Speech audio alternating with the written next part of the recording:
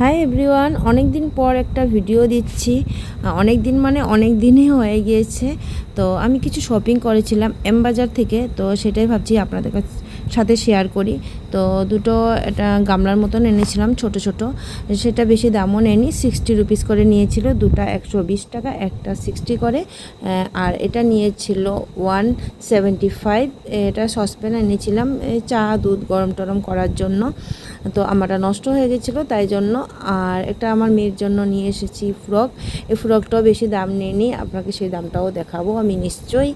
তো দেখো ফ্রকটা কীরকম লাগছে, যদি ভালো লাগে না একটা লাইক করে দিও আমার মেয়ের জন্য, আর একটা কমেন্টও করো। আর যদি কেউ নতুন দেখছো তো প্লিজ সাবস্ক্রাইব করে যেও। আর এই প্লেট দুটো এনেছি, একটা প্লেট 99 করে নিয়েছে।